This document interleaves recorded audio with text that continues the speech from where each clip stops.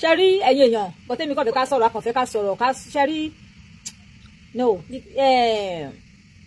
èmi rò pé ṣẹ́rí àwọn èèyàn wa náà eléyà jáde kọ́gbọ́n fáwọn èèyàn wa ká máa tẹ̀lé lówó káàkiri àwọn tó lórúkọ yẹn kẹ́ máa lẹ́yìn lọ fẹ́ wọn òun nìyẹn torí pé tó bá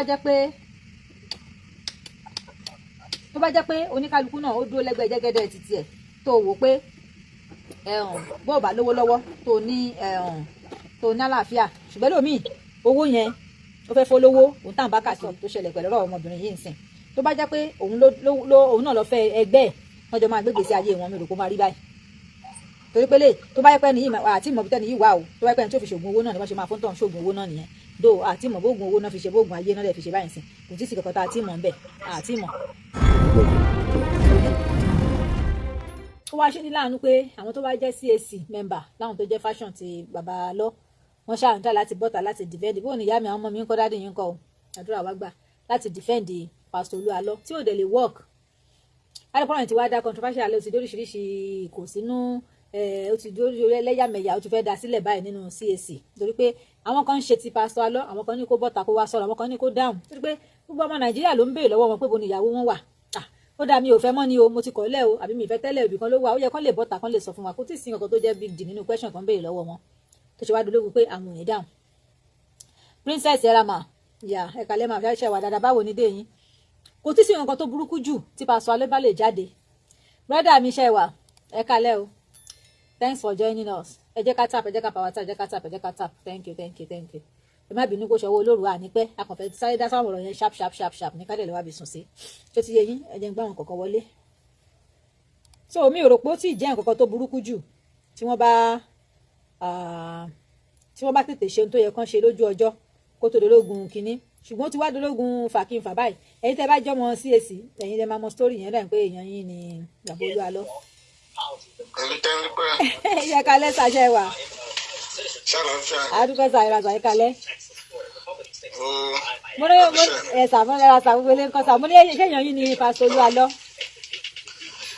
Kò ń ṣèyàn mi mo kàn fẹ́ dá sí ọ̀rọ̀ yẹn ni because yes for sometimes tẹ́ bá dé ọ̀rọ̀ àwọn ọ̀rọ̀ èèyàn Ọlọ́run ni kọ́lọ́n kò ṣàánú wa ni mi ì fẹ́ dá sí because. ẹ má sọ pé àní máa dá sí i ẹ wókè sà ẹ má sọ pé èmi dá sí i ẹ yẹ wuye followers. mo kàn sọ fún yín ni mo ń tọ́ àti lay down reason so but now the issue become to interest me. How can the whole world be asking you for something? God bless you. And up to this moment. Yes. You're not even saying anything about it. That's number one. And as a matter of fact, even when you fẹ́ yàwó rí àti ètò ìfẹ́ yàwó àwọn bó ṣe rí lára. Yeah, God bless you, sir. Even when you love. The moment it's been called your wife, it's part of you. Get it up. Matter of fact, obìnrin tó tẹ̀sí bí mo mẹ́ta fún ẹ. Regardless of anything tó bá wà lẹ́yìn, if not because of your wife, because of your kiss, you will have to come out and defend or explain what has transpired about you. The story tells so. I'm quickly, shaping my background to discuss Lori into some. The story tells so. I listened to it. In fact, it was early today morning, because we are still 11:55. But it might be around 5. And fortunately, it was the story. I brought a lot of them. I can listen. That was why I was interested in the topic. While listening, I take pain to listen to what the elder sister was saying. Ìwọ ló fẹ́ yàn lóyún, ìwọ ló nígbà tó ń lọ school tó fi ṣe tán. At the end of the day, ìwọ ló gbé kó Nàìjíríà lọ sí France. It was in the France ló tẹ̀ bí ọmọ kẹta sí ẹ̀gbọ́n ẹ̀ sọ́lọ́ ní àárọ̀ ẹ̀ and everything. Now, ọwọ́ kan wọ́ àwọn èèyàn get to know and the family were clamoring pé àwọn fẹ́ rí ọmọ over 3 years wọn bá sọ̀rọ̀ wọn á pé everything kò lọ́mú. Àwọn fẹ́ rí ọmọ you as the prophet of God tó ń preach fẹ́yìn Ọlọ́run tó ń preach for everybody. Now you are not talking, you are not saying anything. When the word tẹ̀ sọ lẹ́kọ̀ọ́ yẹn, I need to conclude. Èèyàn tó di kéèsì kan tó yọ ní gbéwàá gbà bọ̀bọ̀ kan tó ti di vegetable ìbárí bàbá yẹn lórí bẹ́ẹ̀ kankan lè sọ̀rọ̀ ni. This is a lady tó ń bèrè lọ́wọ́ yẹn ti ta àtẹ̀gbùrọ̀ ọmọ mẹ́ta. Kò sí àfi tó bá ti mú àjálẹ̀ pẹ̀lú àwọn mẹ́tẹ̀ẹ̀ta yẹn. Kò tẹ̀lé ṣẹlẹ̀ níbẹ̀ yẹn but kò rí à. So the lady tó wàá sọ̀rọ̀ yẹn something ti wrong ni. Mi kàn fẹ́ conclude lórí kan ni. Ká ló ṣì wà live ni. Anyway, mo gbàdúrà kan rè. Ó sì máa ó possible kó wà live wọ́n lè sí ọkọ̀ lè ti bóyá nǹkan ẹ̀rọ̀ṣà ẹ má jẹ́ ká fẹ́ gbogbo ẹnu sọ̀rọ̀. ẹ jẹ́ sọ̀rọ̀ náà ẹ má jẹ́ so conclusion tèmi ni ẹ pé something must have wrong to this lady because ó ń pè àwọn family before now regularly. The last time tó ní mọ̀ ṣe ṣùgbọ́n immediately not pay. Ó dẹ̀ respond and that was the last time tó jọ sọ̀rọ̀ last. up to this moment wọ́n á pè wọ́n ṣe kù dáhùn. So you as a man of God who are visible tá dẹ̀ ń rí àwọn èèyàn gbọ́dọ̀ wà careful and that's why I'm surprised. Ṣé kò sí leadership mọ́ ṣe sí náà wọ́n bá certificate mi ṣe first birth certificate mo wà ń lórí ṣe sí náà ti bí mi. So mo mọ̀ pé leadership wà látòkè the first 18 years mi gan ṣe sí mo ti lò. You know, so I know the level of leadership and how strong they were. Ṣé kò sí leadership mọ́ ṣe sí ṣé kò sí kí ni mo then body ò lè jáde nù wọn to say Olu Alo you be accused we don't want death in this body of Christ. Come out and tell us what is happening up to this moment.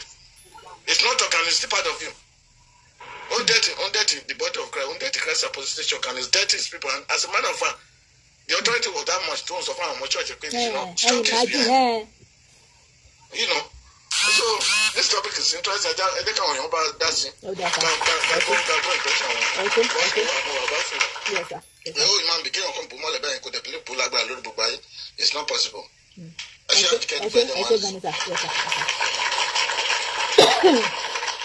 ẹ ṣe dadi favorable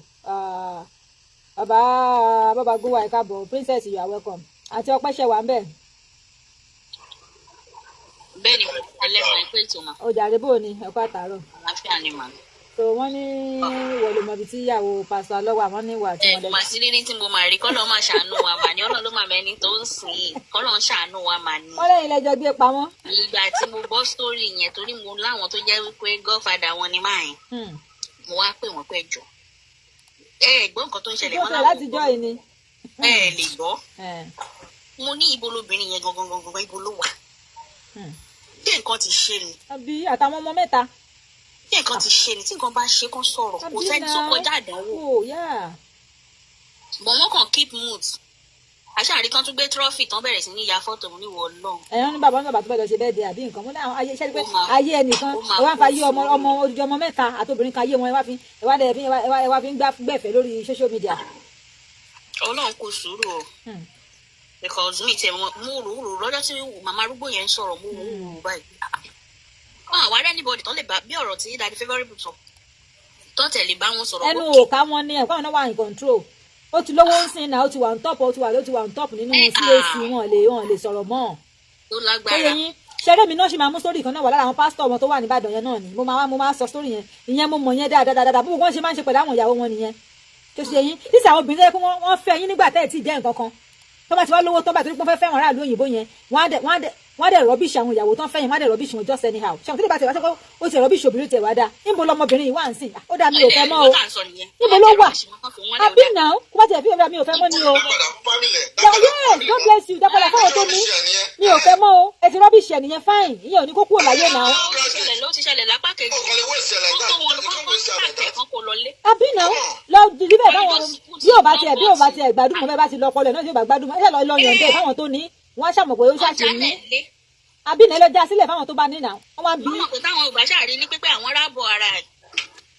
ṣe ó dàbí ẹni pé gbogbo àwọn a sì máa sọ̀rọ̀ lórí àwọn social media àwọn gbọ́dọ̀ wọ́n máa jáde lọ́rọ̀ bàbá yẹn tó bá jáde nígbà tó bá fà tó bá kanra wọn ẹ̀rí kó máa oníkálukú.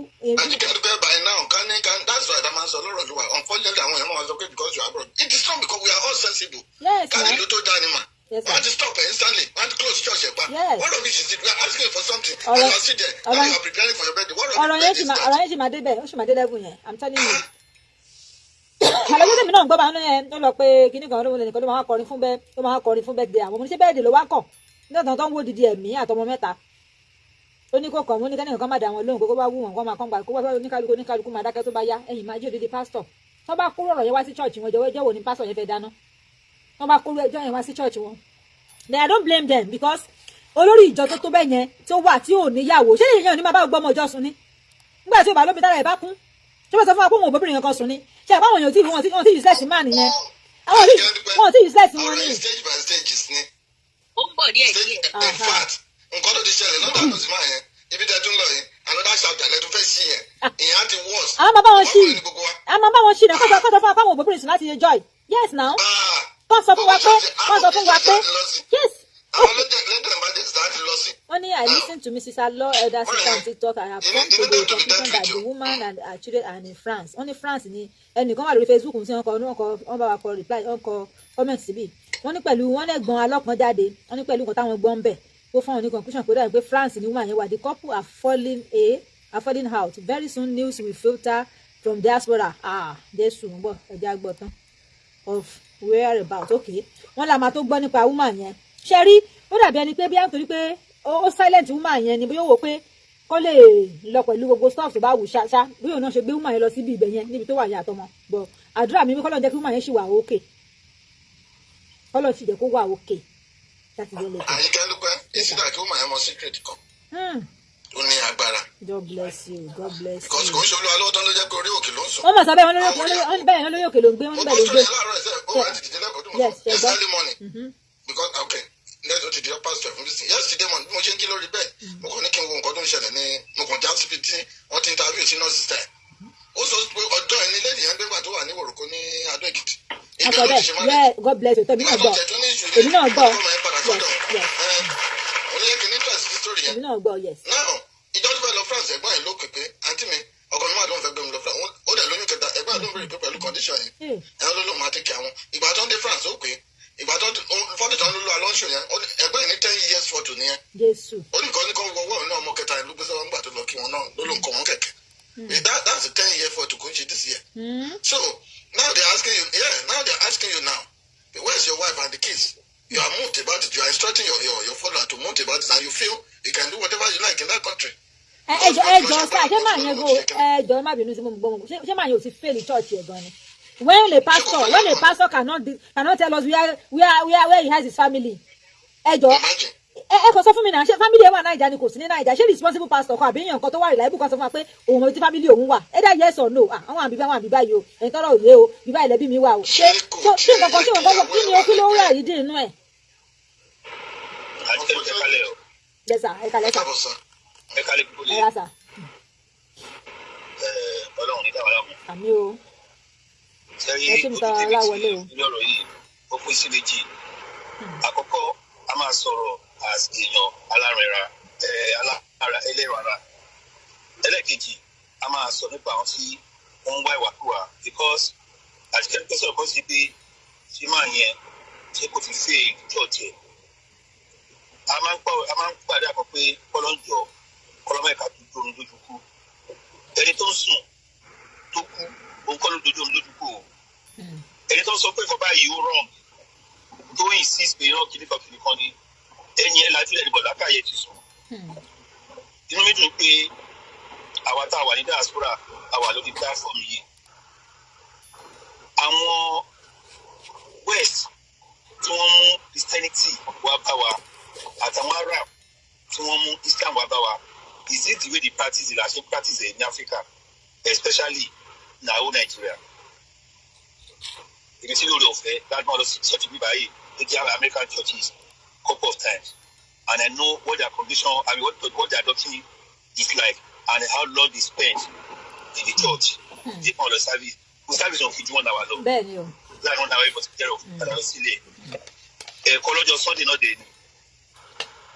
Nigeria pastor to ask man to pay. Ẹ máa ṣe ṣúrẹ́ máa ṣe ṣọ́sàn Nigeria dey better àti bí Nigeria ṣe wà lọ. During COVID when nobody could come out globally our pastor kan tún lọ design website iṣẹ́ tẹ̀ ṣe wọ́n ti tẹ́ máa wá san ìdá mẹ́wàá ẹ máa san tithes lórí iṣẹ́ tẹ̀ ṣe táwọn kan fúnra wọn tí wọ́n lè jáde.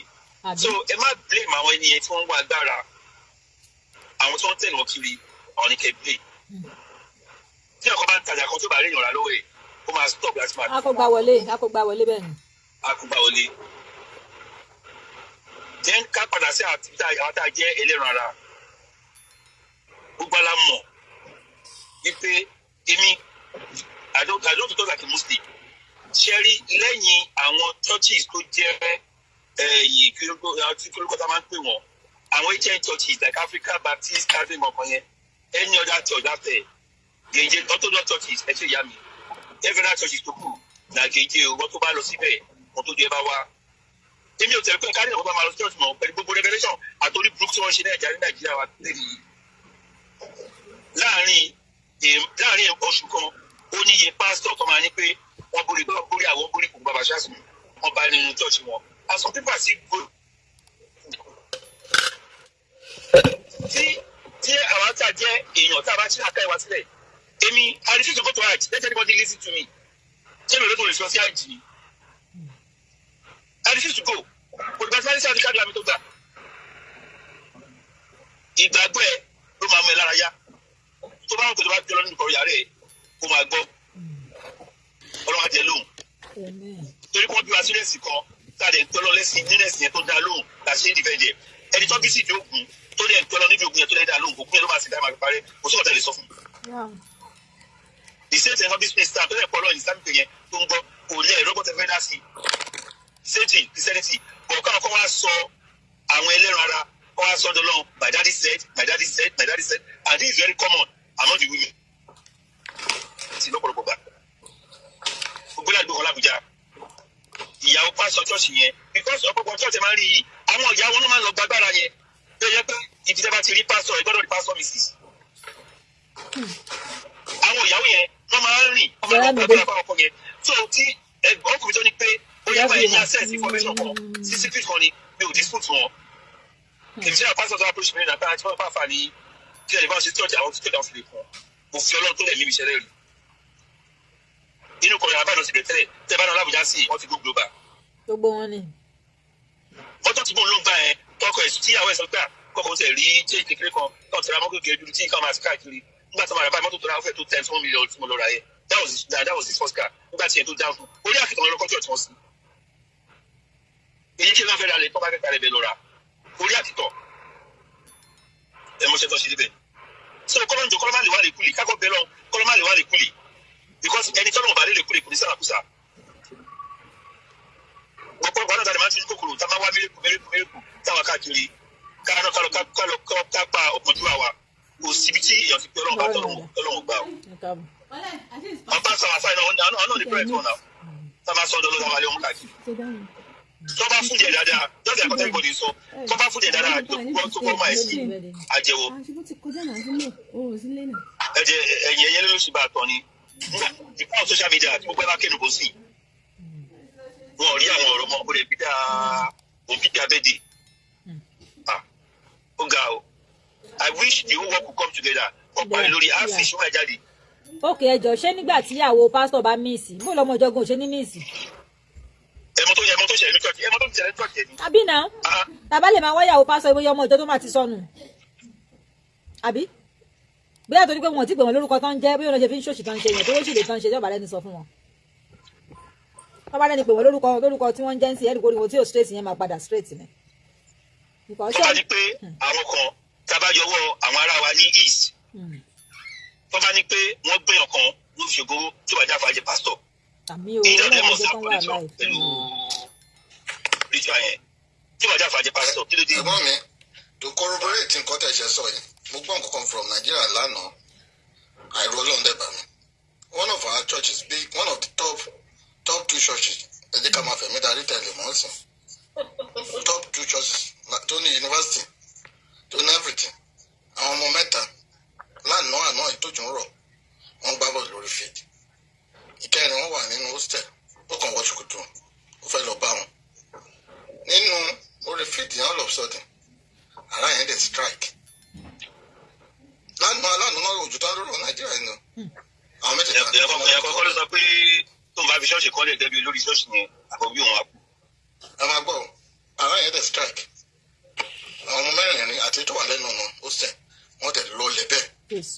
to cut the long story short mẹ́tẹ̀ẹ̀ta tó wà lórí fídì yìí tó wà lẹ́yìn ọlọ́ọ̀tẹ̀ yìí ọ̀hún ti padà mẹ́tẹ̀ẹ̀ta tó wà lórí fídì wọ́n sáré rush wọn gbà tó máa fi dá hospital wọ́n lè revive àwọn méjì ìtọ́jú wọn ó nìkan nìyá ẹ̀ bí kò yẹ bẹ́ẹ̀ kọ̀ọ̀kan mọ́ ọmọ ẹ̀ over bí 15 ọmọ kékeré tó ti wà ní university wọ́n ròyìn bí ara yẹn ṣe pí àṣẹ ọmọ yẹn wọ́n ló wọ ara ẹ̀ látòkè ní ó dẹ̀ ya gbogbo ara ẹ̀ ọmọ yẹn ti dùnkún sí níbo bùkánì kò sí pé mo súnmọ́ èèyàn tó ọmọ ẹ̀ wà ní yunifásitì yẹn tí ọmọ ẹ̀ wà sukùl yẹn òun sunkún òkè bóyá ti bọ́sà òun sunkún láàrin ọmọ àgbẹ̀ kí ló ń ṣe olóòlùwọ̀n ló yẹ ọmọ òun ló wà lẹ́nu ọ̀nà lára sán láàrin olóòlùwọ̀n àtàwọn méjì ló escape ẹ̀ ìkẹta yẹn kú lọ́la okay this is a church ẹ pé àtàárọ̀ àtàlẹ́ òru ni àná tí ọ̀kan ti ṣe ní service ní church wọn ti àná ti gbogbo ẹ̀ àwọn èèyàn gbà tó lórí ìgbà tó ń gbà tó ń fún yín ní ìlú mi ní Abẹ́òkúta ìmì ríbi kan tí wọ́n kọ́ church méjì wà ní direct opposite báyìí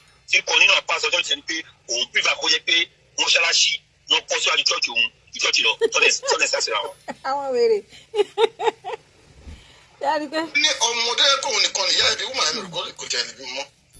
ọkùnrin ẹ̀kọ́ ẹ̀dùn. ní kọ́tà ọlọ́run kó jẹ́ pé mọ́ṣáláṣí àti ìṣà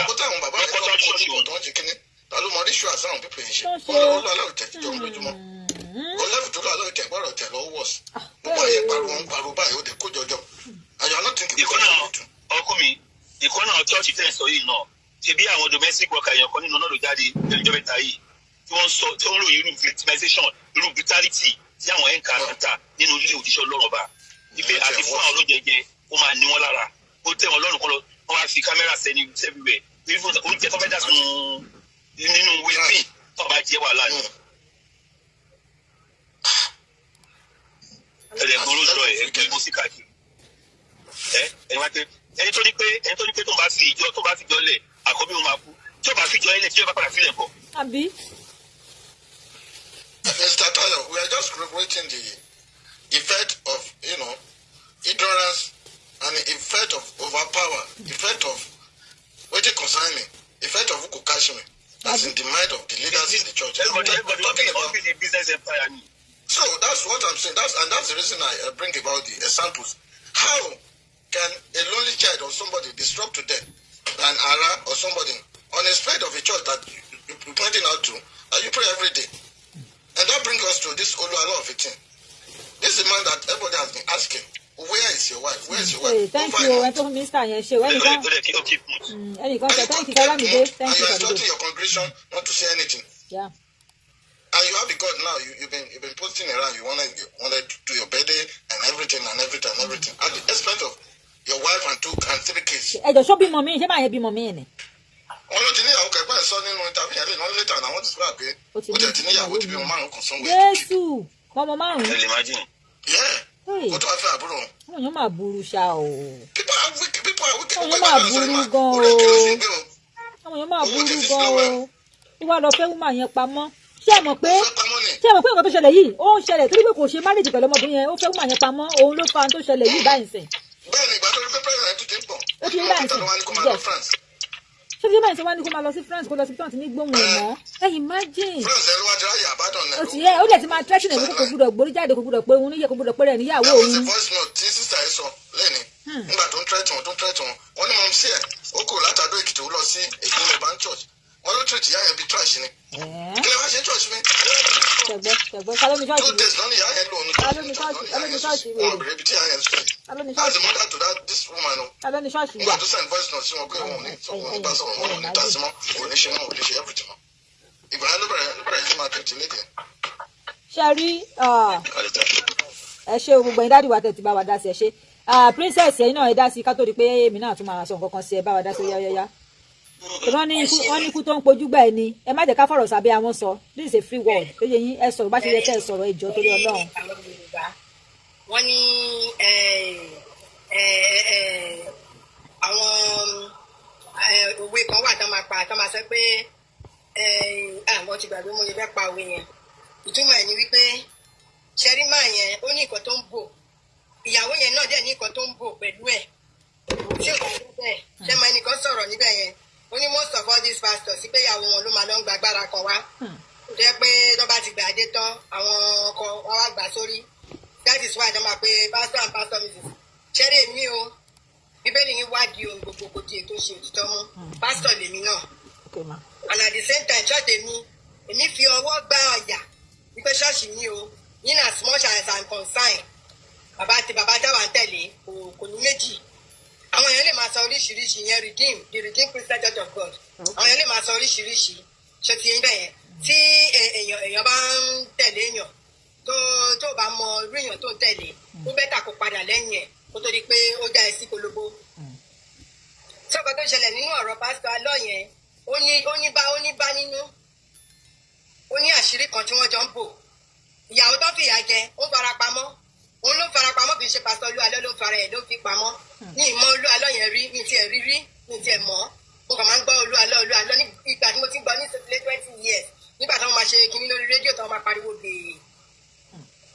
So that is what I want to say nǹkan tó ṣẹlẹ̀ ní pé ẹni tí wọ́n bá ń tàn fún gangan kó má tan ara ẹ̀ nísìnyí ó fi àwọn family ẹ̀ sí ní stable condition ọkọ ń gbé ẹ pamọ́ ìwọ náà gbé rẹ pamọ́ come out and tell people what is going on. ẹjọ ṣe sọ pé woman yẹn wà ní àtijọ́ tí ò ní jáde tí ò ní sọ̀rọ̀. oyin woman yẹn wà mà. Thank you, ma. Thank you, ma. mi ò gbàgbọ́ pé woman yẹn wà kò lè sọ̀rọ̀. Báwo princess? Èrò pé wọ́n ṣì ní wàhálà ẹ̀. àjẹ káàbọ̀ ẹ̀ máa já sọ̀rọ̀ wà. ọkẹ́ máa lu stéètì pásítọ̀ lọ́wọ́ yẹn tó máa ṣọ́ ọ̀f tó ní kẹ́kọ̀ọ́ máa ló lẹ́gbẹ̀ẹ́ kó 247. ń bo ló máa wà tí ò ní sọ̀rọ̀ láti jọ́ tó ní sọ̀rọ̀ sí ìlú wa. wọ́n rí iṣẹ́ wọ́n rí èèyàn tó yẹ pé sọ́n lówó. Who can arrest Pastor Olu Alo níbi tó lágbára dé sí? Níbi tó lágbára dé sí? Níbi tó lágbára dé sí ẹ̀gbọ́n tàbí ẹ̀gbọ́n lánàá. àbẹ́ ẹ̀gbọ́n kan wọ́n sì gba trọ́fì kan bóyá lẹ́nu ọjọ́ mẹ́ta ìkan kò sí. Ebi kan ló dúró sí tó ti ń gba gbogbo kinní wọ̀nyẹn, wọ́n máa lọ mú bẹ́ẹ̀ náà ni. Princess tẹ bá lọ kápẹ́ tẹ bá dé. ẹni tó lè lọ mú. Ẹ jẹ́ kí ẹ lọ gbọ́ ìtàkùn ẹ̀ sínú sísẹ̀ láàárọ̀ yìí. Ó wà ní ṣọ́ọ̀ṣì ọ̀gá lọ́pọ̀ èèyàn tó yẹ pé security kiri gan-an kò ń ṣe kékeré àwọn anìkan lọ mú ibi tó wà. Ó ló ń jáde níjọ́ tó máa rí ló ń kàn sáré rìn síwájú ẹ̀. Àlọ́ ní sísá báwo ni tẹ́sán yìí yẹn ti san kéèyàn kan lọ gbóyin fún òun dáwọ̀ sí ti. Ó lẹ́yìn kan máa fún yẹn wọ ẹsẹ̀. Ọ̀rọ̀ tóun bá débẹ̀ òní kò wọn ò lè bá sọ because it's on the move. Sísá Máírà ló ń sọ tó fi wọnú mọ́tò ẹ̀ tó fi lọ. Òun wà bẹ́ẹ̀ náà jọ ọ̀dẹ́kùn ní access sí. Kò sí ní security yẹn ṣe lè tó màá ra mú. gbàgbé ó níbi tẹ́ ẹ lè dé tí security bá wà níbì kan. àwa táwa láti lóyìnbó yìí gan tẹ́ bá dé nàìjíríà tẹ́ fẹ́ jẹ́ kẹ́nìbọ̀dì rí yín security yín bodyguard yín wọ̀n nígbà kan débi tẹ́ wà. òyìn lẹ fẹ́ ní tẹ́ fẹ́ fi lọ gbé. ẹ rí àwọn family ẹ rí ìyá yẹn bí ẹni tó lẹ́sẹ̀ débi kó lè lọ gbérú máa yẹn ni. We are talking about millionaire. àmàsọ̀rọ̀ ta líka ní àmàsọ̀rọ̀ ta ìzan ní à. èèyàn tó lè wò èèyàn tó lè fún yàn ní 20 million ni tí ò ní bojú wẹ̀yìn. Ẹni tẹ́yìn ọ̀bá lè mú, níbi níbi pẹ́ lọ́run lè mú. ṣe rí èmi rò pé nígbà táwọn tó lẹ́nu gangan tán bá bẹ̀rẹ̀ sí ní bá wọn dá sí ọ̀rọ̀ yẹn ń sìn báwọn yà á mọ̀ lọ́rùn ewúrẹ́ ló sì ń bà tán ṣe ló dàbí ẹni pé àwọn tí tó bímọ fún màá yẹn pọ̀ àwọn ìyàwó tó fẹ́ káàkiri ó pọ̀ ṣẹlẹ́kùnrin tó bá ti ń cover tí yóò fẹ́ kọ́ mọ̀ pé ìyàwó wà níbì kan bí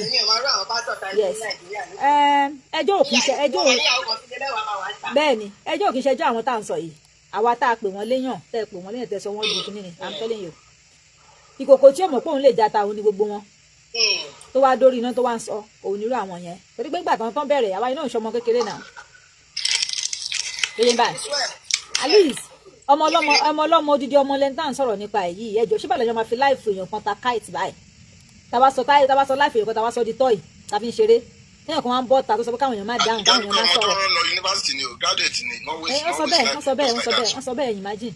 The family has spent owó lórí ẹ̀. Imagine. Àti tọ́mọ lọ sùkúl láyé choice ni. ẹ jọ O dẹ̀ ń waste life. o dẹ̀ ń waste life èèyàn kan bẹ́ẹ̀ yẹn just like that wọ́n dẹ̀ ń sọ bí eré o dẹ̀ fi ń ṣàwàdà ṣé ẹ mọ̀ pé torí báwọn people yìí wọ́n ti pera wọn ní pastor then CAC wọn yẹn torí pé ẹ mọ̀ pé irú àwọn CAC lèmi náà gbà tí mo wà ní Sisi ẹ wo bọ́n ṣe ń ṣègbésí ayé wọn nígbà yẹn ṣe ẹ rántí ọdún kan tán jàjà kan tó pọ̀ gan báyìí tán máa ń ṣe CAC day tán máa ń ṣe bí a tán máa ń ṣe once in a year every year báyìí tán tún di gbogbo wọn tán bó nídìí tán bá gbogbo ẹ̀ nídìí wọn yá láwọn ẹni yìí tẹ bá dé ìkíná tí pé mo tán káàní tán náà ṣe báyìí sìn fashion CAC ti pólíṣì bíi méjì àwọn kan ti lágbájá àwọn kan ti làtàmọ̀dù bó ṣe ṣe nìyẹn wọ́n wá ń ṣe competition yẹn wọ́n máa ti gẹ́yẹ̀ tí wọ́n máa bá wọn sí àwọn kan ti dà ọ́sà àwọn kan ti bàbá lórúkọ bàbá yìí wọ́n ṣe ṣe gbogbo wọn ti wá sọ́ di kákọ́ọ̀sì ẹjọ́ ṣọlọ́run tá à ń sìn ṣọlọ́run yìí pé méjì ni because I just don't know ṣọlọ́run tá à ń sìn ṣó ti pé méjì ni torí mi ò mọ̀ bí tán ti gbogbo tó ń bá ká ẹ̀ ṣọlọ́run ti pé méjì àbírú ayé wò lélẹ̀ báyìí ṣé ẹ̀dẹ̀ rí tálẹ̀ mọ̀kàn dẹ̀ fi ń ṣẹlẹ̀ ló pọ̀ gbogbo ọ̀rọ̀ wa dùn mí o jẹ́ ọdún tójú bọlé ẹran núrù ẹlòmíì wọ́n máa fẹ́ lòmíì dín ara sórí ráìsì ni níbi tẹ́ ẹ̀ bá gbèsè ayé yìí lọ yìí wọ́n máa fẹ́ lòmíì wọ́n fi ṣaka sórí ráìsì ni ẹni tó bá ṣọmọ ọlọ́mọ bá kan tó ṣọmọ tiẹ̀ báṣubàṣu ó lè sọmọ ọlọ́mọ kó fi ṣe súyà ṣùgbọ́n wọn tiẹ̀ náà ń bí pé bolówà tí ò dáhùn yẹn ṣé yẹn ló máa wá dùn ẹ wá lọ wò wọn lábẹ́ àánú lábẹ́ ṣọ́ọ̀ṣì wọn mo wá wo èrò lọ́jọ́ wo mo wá wò kí ṣé orí àwọn eléyìí ti kú ni ṣé wọ́n ti kọ́ pọlọ ẹ̀yìn yìí lọ ni àbíbọn náà kó làákàyà àwọn èèyàn sí ganan ẹjọ́ tí ìṣẹ́ bá tiẹ̀ wà mú wa náà ṣé ẹni kórìí wa má tó pé ni ṣé gbogbo àwọn èèyàn lórí wọn ti yí tọpọlọ wọn tó ti lọ́dànù ni wọ́n ń béèrè lọ́wọ́ èèyàn pé bo ni ìyàwó àtọmọ wà ẹ̀dẹ̀ tún sì ń lọ ṣọ́ọ̀ṣì yẹn ẹ̀dẹ̀ jókòó rẹ̀ dẹ̀ranjú orí burúkú kalẹ̀ rẹ̀ ṣé ìgbà tó bá fi ń ṣòwò owó tán bẹ̀ àbí torí mi ò torí I just don't know mi ò mọ̀ bí ogun tó ń jà wá Nàìjíríà yẹn ogun yẹn tó wá tún kóyè wa lọ tó kọpọlọ wa làwọn èèyàn lè lọpọlọ náà jùjú èwo ni kí lè yóò ṣe jùjú àwọn pípọ̀ yóò ní nǹkan wọn ẹnu dúdú nìkan náà ní bẹ́ẹ̀ ni mo sọ fún yín bí wọ́n ti fẹ́ràn ogun èrèwó náà ń ṣe àbámọ́dá gbogbo wọn ń lò káàkiri those useless people ṣùgbọ́n ẹni tó bá kọgbọ́n fún kó béèrè ni gbogbo Ọlọ́run fún ní sense Ọlọ́run dẹ̀ fún wa ní làákàyè àwọn èèyàn ń lò àwọn èèyàn kì í lò rárá ẹ jọ nígbà tí ẹ pè yàn ní pásítọ̀ yín báwo ló di bàbá yẹn tó bẹ́ẹ̀ yẹn máa wà yes they are gullible God bless you Mr. Wale ọpọlọ náà kàn ló fáwọn pípọ̀ kò sí nǹkan tán ní wọn lóògùn aláìwọn ní nǹkan gan bẹ́ẹ̀ ni mo sọ fún yín wọ́n máa ń lo fẹ́nọ́rẹ́bù kìnínní náà fi ń lò tán àwọn ilé ìwọ̀n àfẹ́nọ́rẹ́bù wọ́n ti mọ tẹ́ ẹ̀ ń bá káwọn ti mọ pírọ́lẹ́mù yín tó máa ti lè mú yín mọ́kọ́ náà yẹn báyìí ẹ ti gọ́ nìyẹn ìwà ìdúró àwọn ọpọlọ àwọn ìwà àwọn èèyàn tó yẹ kó wúlò fún níbi tí Nàìjíríà dé dúró yìí ó yẹ pé gómìnà fún wa ní problem ó yẹ kọ́nà lè máa lo àwọn èèyàn fún wa ṣùgbọ́n gbogbo àwọn tó yẹ kó tó wá wúlò fún Nàìjíríà wọ́n ti di ọpọlọ wọn ṣọ́ọ̀ṣì bẹ́ẹ̀ ni ẹ má bínú o ẹ dákun gbọ́ ẹ̀yin tẹ́ bá ní ṣọ́ọ̀ṣì ẹjọ́ má bínú gọ́ọ̀mẹ̀ntì fún wa ní problem ẹ wo bí church ṣe pọ̀ tó Nàìjíríà ẹ wo bí mosque ṣe pọ̀ tó kúlé tó gun wa òṣẹ́ náà ṣọ́lọ́run wà gbàdúrà mọ́ ni ẹ sọ fún mi ẹ wo pé ewu yẹn tó ń képe Ọlọ́run everyday ṣé bí ìlú la wà yìí táwọn èèyàn kì í kú sí ṣọ́ọ̀ṣì àdúrà dẹ̀ ń gbà ń bẹ̀ kò sí kò tẹ sọ fún Ọlọ́run tọ́lọ́run ò ṣe. ìkẹ́ ń dúpẹ́ ẹjọ́ òlẹ́yìn lọ́jọ́ yìí jẹ́ ń gbàdúrà nù kọ̀rọ̀ yàrá yín ṣọ́lọ́run pọ̀ ni. tí n bá ń lọ lórí mọ́tò tí n bá ń drive lọ tó bá ṣe mí ṣe prayer mo lè máa gbàdá kí n máa sọ́kọ́ Ọlọ́run lọ́rùn nínú mọ́tò mi. exercise lásán ni màá máa ṣe. that is it àdúrà dẹ̀ ń gbà. What are we talking about? Hey, John, now.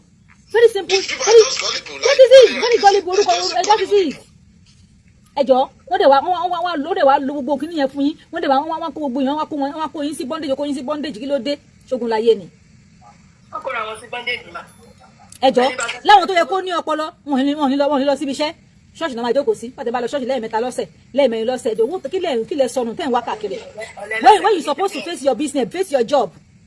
Ẹ lọ kú sí ṣọ́ọ̀ṣì ẹ lọ jókòó sí ṣọ́ọ̀ṣì ṣọ́ọ̀ṣì náà ní ṣọ́ọ̀ṣì lọ́sọ̀ lálẹ́ ṣọ́ọ̀lọ́run ti sọnù ní ṣọ́ọ̀lọ́run yẹn sọnù ní Ọlọ́run tó yẹ pé wà á ti ẹjọ́ wà 24/7 ẹjọ́ ń wọlé ẹjọ́ ń jáde ní ṣọ́ọ̀lọ́run ti fi yín sílẹ̀ ni.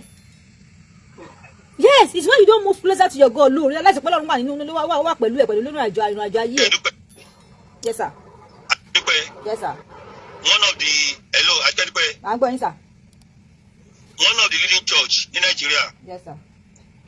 Jí ọ ní pé he has never beg for money. Yeah. But tó bá ń ṣe annual program tó bá ń ṣe tó bá ta sticker wọn kò less than 1,000 o. Téèyàn 1 million bá ra sticker yẹn ṣe ẹmọ tó ti wọlé yẹn èlò ní Peter fẹ́ bá ṣe wọn ṣe tó bá ti jọjọ sọ́ọ́dì gbogbo church tó wà ní worldwide ẹ bá ti rí ojú ọ̀nà tí wọ́n máa fi ní envelope tí a máa fi ṣe offering. Wọ́n á ta anointed oil bí akínà pé so many things no matter. Bíbélì ní ọwọ́ ẹni tí ò ní láti máa gbàfẹ́ ní tó ní. Ẹni tó bá ti lè pray nínú kọ̀rọ̀ yàrá ẹ̀ èyí tó sọ̀rọ̀ àwọn church goer èyí tó jọ máa rí náà nìyẹn. By daddy said. Ọ̀pọ̀lọpọ̀ obìnrin wọn bẹ́ẹ̀ sọ̀tọ̀ ọmọ lẹ́nu wọn tí bá sọ bá ti sọ ìdí final.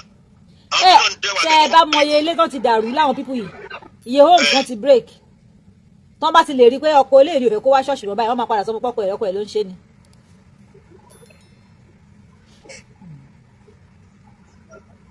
Ọlọ́wọ́ ṣàánú wa ibi tó fi religion tó bá dé pé wà ní Christendom ló wà ní wọ́n ní ọ̀rẹ́ kan back in Nigeria publisher Christian newspaper kan ni ọjọ́ sọ fún pé ó ní bàbá ó ní gbogbo ọ̀tá ń pè ní justice ayé ó ní tẹ bá bá ọ dénú kọrọ ara wọn in fact wọn ò tọ́ lẹ́ni téèyàn máa bébí pé kí wọ́n pàdé ọlọ́ọ̀bá kí wọ́n máa sọ̀kò pa wọn ni because ó máa ń lọ sínú ilé wọn láti lọ interview wọn ó ní wọn ò tọ́ lẹ́ni tó yẹ kí wọ́n máa pè ní men of God ó ní in fact pé òun gan tó máa interview wọn ó wọn lòun tá sí kì í ṣe pé iṣẹ́ ìyanu tó ń ṣe lòun wà interested at ó mọ̀ pé tó bá ti publish wọn báyìí òun mọ̀ yóò tó bá lórí on every publication òun mọ̀ yóò tó bá wọlé fóun. ṣe rí Ọlọ́run ni kó bá wa gbọ́n àwọn èèyàn wa o èmi ò mọ ibi tá a lè sọ̀rọ̀ àwọn èèyàn dé ṣẹ́tẹ̀ rí ọ̀rọ̀ àwọn èèyàn wa tẹ̀jẹ̀ ká fi sẹ́gbẹ̀ẹ́ kan èmi ò nǹkan tí màá yìí fi rẹ̀ pé ni kò kàn yé mi ò mọ tó jẹ́ tó bá jẹ́ pòun gangan ni president CAC mi rò pé kógun yẹn tó báyìí tó bá jẹ́ pòun gangan ni president CAC mi rò pé kó tó báyìí because how could well known pastor jàre táwọn èèyàn tó lórúkọ àwọn èèyàn dẹ̀ jáde wọ́n ń challenge social media wọ́n béèrè pé bo níyàwó wọ́n béèrè pé bo lówó ṣọ́ọ̀ṣì wà wọ́n béèrè pé ìyàwó àtọmọ ńkọ́ iná béèrè fún nìyẹn very simple question. ó wá lọ gbé bíṣọ 10 years jáde ìgbéyàwó òun lè léyìí. ẹjọ kí nìyẹn. nobody could tell you about all the ok o wọ́n wà níbí o mi ò fẹ́ mọ́ ni o mi ò fẹ́ mọ́ o mo ti divorce yẹ o very simple kò lè tó bẹ́ẹ̀ yẹn àwọn èèyàn arojọ́ wọn adákẹ́ náà ni pé ok o ti move on o ti fẹ́ lómi o ẹjọ́ torí pé gbogbo wọn tẹ̀ ń wò ní pastors yẹn gbogbo àwọn ìyàwó wọn tán ti báyé wọn jẹ́ àwọn ìyàwó tán pọ̀ ti lò pàtàkì wọn tán ẹ̀ṣẹ̀ nǹkan ṣẹ̀ṣẹ̀ bẹ́ẹ̀ dìde tán má ti lè mú kéèyàn tán báyìí wọn ò fẹ́ àwọn ìyàwó yẹn mọ́ wọn máa abandon wọn ni bẹ́ẹ̀ ni mo ní similar case tó wà ń bàdàn báwọn tí mò ń sọ yìí sí ó ti ní ṣọ́ọ̀ṣì lẹ́kọ̀ọ́ ní ṣọ́ọ̀ṣì káàkiri àǹtí yẹn ìgbà tó fẹ́ àǹtí yẹn nọ́ọ̀sì làǹtí yẹn ó fẹ́ àǹtí yìí nígbà tó máa ṣe ìyàwó àwa ìmọ̀gbà yẹn àǹtí yẹn ló ń ṣiṣẹ́ pásọ̀ yóò ṣiṣẹ́ ń gbà yẹn àǹtí yẹn ṣe nọ́ọ̀sì àǹtí yẹn dúdú gan báyẹn pásọ̀ yẹn ó jẹ́ èèyàn kan tó mọ́ra nígbà tó máa di bóyá bíi akin tó ṣe mí sí kúrò Naija jẹ́ kí n wo yí àmì sí kúrò Naija so bóyá bíi 2016 or 15 bí pásọ yìí ṣe kó kúrò nílé ó dẹ̀ kò lọ́n ló fẹ́ àti kan ní Canada bí ó ti wá fẹ́ nìyẹn Canada sí I don't know this is a man sọ pé ó ní CAC ni òun àti wọ́n ìnájọ kọ́ gbogbo ṣọ́ọ̀ṣì tí wọ́n kọ́kọ́ àǹtí yẹn nọ́ọ̀sì ni àǹtí yẹn ló ń ṣiṣẹ́ gidi nígbà tó máa yá sí ó ní àǹtí yẹn ó ní Ọlọ́run sọ pé kì í ṣe ìyàwó òun lẹ́yìn ìgbà tó bí gbogbo ọmọ fún un ẹjọ́ tẹ́ bá sọ pé ìyàwó yẹn mú àyẹn ò kì í ṣe ìyàwó yín mọ́ ó yẹ káwọn ọmọ yẹn náà jẹ́ ọmọ yín mọ́ so ó fẹ́ gbọmọ. èmi pé àdó kì í gbà ní church o but any church tí ló bá ti pọ̀ ń bẹ̀ jù máa ń distance ara mi ni bẹ́ẹ̀ náà the same thing ilé oúnjẹ náà ni ó lágbára o tí bá ti lóúnjẹ tó fi ń queue tí wọ́n ń jà sábọ́ èmi mọ́kọ́dé kí á mú ti yípa eléyìí there is more to it gbogbo ibi tí ló bá ti ń pọ̀ jù ìyẹn gbọ́dọ̀ máa fura síbẹ̀. ìyẹn lágbára. tó nìkan ló ń pè ní ọ̀nà kọ́kọ́ ló ń pè náà irú àwọ̀rò wo náà ṣe síbẹ̀. I don't know. ó dìgbà àdúgbò tábàṣílà ká ìwà. a bá ṣí o níbi tá a bá fi pamọ́ sí o because eléyìí ó ti ń kọjá nǹkan míì and ẹ má jẹ́ kí n tàn yín ṣe rí ìtàn àwọn pípù yìí ibi tó ń bá Nàìjíríà lọ ó lágbára o àfi oníkálukú bá dìlíbà rẹ̀ ó ní agbára ìyá ẹ̀mí ọmọ ológo bò ní. wọ́n bá sọ̀rọ̀ àjọ tó máa ṣe fún wọn kí ló dé. because these are the people tẹ́ pé they don't care wọ́n tẹ̀ wá care mọ́ báyìí wọ́n care mọ́ believe kan lè tọ́ ìpín somebody's life ẹ̀jọ̀ odidi ẹ̀mí odidi èèyàn. ó ní o. ẹ̀yìn bí fi ìjọba olùtúwọlé dé ẹ̀yìn lẹ́dẹ̀ pàyà wẹ́ẹ̀tì. àbí nígbà tá a bá fẹ́ wọ́n ti ẹ̀ wá sùn ìjọba ọ̀run gan mọ́ báyìí o àwọn gan wọ́n rí ìjọba ọlọ́run mọ́ báyìí o wọ́n rí mọ́ o gbogbo wọn báyìí kò sí ọ̀kan tó wà sùn ìjọba ọlọ́run mọ́ ọ̀tọ̀ ní nǹkan tó kù tán rí báyìí wọ́n rí heaven mọ́ báyìí wọ́n rí heaven. bẹ́ẹ̀ ni ó ní o ó ní kálukú lọ di òpó gbàgbọ́ ẹ̀ ó tètè lọ dì mú nítorí àwọn eléyìí tó fẹ́ báyé já òun náà ti báyé já yẹn because kò sí èmi ò no méjì kan ti sọ náà pé ṣé tóun bá padà Jésù kan ti sọ gbà yẹn pé tóun bá padà ṣé òun máa bá gbàgbọ́ láyé mọ́ báyìí ẹjọ́ ṣé gbàgbọ́ wà láyé mọ́ báyìí. nígbà covid Àjíkẹ́ nígbà covid mo mọ ìyàwó churches ní Dallas bí àtẹ̀jáde bá ti tó ní church yẹn ni wọ́n ṣe envelope owó fún wọn ọ̀rọ̀ wọn ni wọ́n pé kọ́ wọ́n dẹ̀ state ẹ̀ sáré envelope yẹn pé this must not be returned because wọ́n pé the cash must be cash the check must be cash on or before date and must turn back church. lówó tó ń fún àwọn foundations wọn àwọn fíìmù sọ Nigerian churches o tó jẹ́ àwọn church wọn bí báyìí wọ́n fún wọn ní check ni ká. Imagine.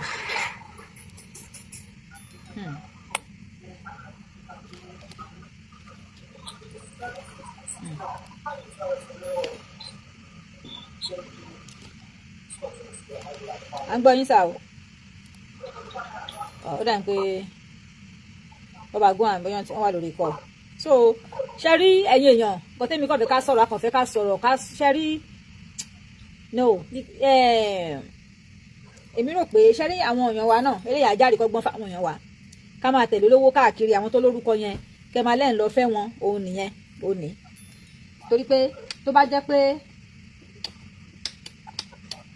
bá jẹ́ pé oníkálukú náà ó dúró lẹ́gbẹ̀ẹ́ jẹ́gẹ́dẹ́ títí ẹ̀ tó wò pé bó bá lówó lọ́wọ́ tó ní àlàáfíà ṣùgbọ́n lómìn owó yẹn ó fẹ́ fólówó òun tàn bá káàkiri òun ni mess up tó ṣẹlẹ̀ pẹ̀lú ọ̀rọ̀ ọmọbìnrin yìí nsìn tó bá jẹ́ pé òun náà lọ fẹ́ ẹgbẹ́ ẹ̀ tọ́jọ́ máa gbégbé sí ayé wọn mi rò kó máa rí báyìí torí pé lè tó bá yẹ pé ẹni yìí àti ìmọ̀ bíi tẹ́ni yìí wà o tó bá yẹ pé ẹni tó fi ṣògùn owó náà ni wọ́n ṣe máa fún tọ̀hún ṣògùn owó náà nìyẹn do àti ìmọ̀ bóògùn owó náà fi ṣe bóògùn ayé náà lè fi ṣe báyìí sìn kò tí ì sí kankan tá àti ìmọ̀ ń bẹ̀ àti ìmọ̀ kò tí ì yé wa ṣùgbọ́n Ọlọ́run mi ṣe mo bá ìyá ẹ̀ mo bá yẹ gbàdúrà Ọlọ́run ní tí ì jẹ́ kán Ọlọ́run jẹ́ kó ṣì wà láyé yà. tó bá wà ọmọ jáde lágbára Ọlọ́run. àmì o olórí àdúrà òun nìyẹn àwa abiyamọ náà píyẹ náà mo dẹ̀ mọ̀ pé kíní kan ló sì ń bá a tán táwọn tó lórúkọ Nàìjíríà bá wọn dá sí ń sìn gbogbo wèrè tó ń ṣe yẹn gbogbo ohun tó ń gbá lórí ẹ̀ tó ń fi pé òun jẹ́ nǹkan kan yẹn mo mọ̀ pé tó máa gbé sáré ń sìn ààrẹ àbalẹ̀ ó ṣe pé rẹ̀ ní pásítọ̀ tó yẹn náà ààrẹ máa balẹ̀ ìkọ́sọ̀ tẹ́mi mọ̀ nìyẹn ṣẹ̀dẹ̀ láwọn obìnrin náà ká má máa ṣèwádìí àwọn tá a bá fẹ́ fẹ́ ẹ fẹ́ fẹ́ yàn ẹ ṣèwádìí èèyàn kan wà lórí òkè ó lọ fẹ́ pamọ́ síbì kan àìmọyemọye àwọn obìnrin bẹ́ẹ̀ wọ́n ṣe lọ́ fẹ́ lómi pamọ́ síbì kan nìyẹn nígbà tọ́rọ̀ bá délẹ̀ báyìí la máa tó máa gbóríṣiríṣi wọ́n lọ máa fẹ́ yín pamọ́ ẹ̀dá kọ́ lọ́mọ ṣe wá lẹ́nu tí wọ́n ṣe fi hàn kí ni problem wa ẹ jọ àwọn obìnrin kí ni ìṣòro tá a ní gan tó yẹ kí wọ́n lọ máa fẹ́ yín pamọ́ síbì kan àwa délẹ̀ tán sí olódélẹ̀ tán sí báyìí sìn kán da yóò níyà sádánwò ẹ jọ ó wá di pé òkè owó ti dé nísìn ó gbé ẹ lọ oko France bí France ló wà bó ko inú gbó France ló wà nípa sí ní àmọ́ bóyá bí wà gan bí wọ́n lo fóònù bí wọ́n lo fóònù bẹ́ẹ̀ bí wọ́n máa lo fóònù bẹ́ẹ̀ kó náà ti rí gbogbo ohun tá à ń sọ báyìí kó náà ti mọ̀ lọ́rùn kó ti bọ́ta ó gbúdọ̀ ti rí kó ti bọ́ta kó mọ̀ pé nǹkan ti ṣẹlẹ̀ ẹ jọ ẹni yóò dẹ̀ máa ṣe nǹkan yìí ó tún ṣe with confidence ni ó tún ṣì ń wàásù ní ṣọ́ọ̀ṣì ó ṣì ń wàásù tó lè jóun lẹ́nìkan gbé pamọ́ káwọn ẹbí tiẹ̀ mọ́ rí mọ́ kọ́ máa ti máa wá odidi ẹ̀mí ẹlẹ́mìí so ẹ ti mọ̀ pé àwọn ilé ẹni yẹn ó lè waste èèyàn dànù ẹni pé kò ká lára kò tiẹ̀ jẹ́ nǹkan kan kò jọ́ lójú kò gbogbo táwọn èèyàn sọ yóò tiẹ̀ wọnú etí ẹ̀ wọn rí bí anything mọ́ àwọn tá à ń tẹ̀lé káàkiri nìyẹn tójú bá po fírí ṣẹlẹ̀ ẹni irú ẹni bẹ́ẹ̀ tójú bá po fírí kí lẹni yóò lè fẹ́ lòmí ìṣẹ́ tí ò kí ń ṣọmọ ẹ̀ kí ni ò lè fi ṣe ìyàwó tó bá sùn tó bímọ mẹ́ta fún ẹ just like that wọ́n dẹ̀ wá ń wá ìyá ẹ̀ wá pariwo owó tí ẹ̀ wo tarúgbó owó tí ewu orí ó wá ní ìyẹn ò kàn wọn àwọn náà lẹ́nu wọn tán jẹ níyà ẹ̀jọ̀ ṣé responsible person kan nìyẹn ṣọmọlúàbí nìyẹn ó ní kó kàn wọn ó ní kọ́ máa dà wọn lóhùn kọjá kọ́ máa jẹnu wọn yá ó ní wọn gbọdọ̀ fẹ́ nìkankan lésì can you imagine is that a responsible man to call a man of God ṣerú àwọn tẹ́ ń pè lẹ́yìn Ọlọ́run nìyẹn ṣẹ́yìn Ọlọ́run nìyẹn àbẹ́yẹ èṣù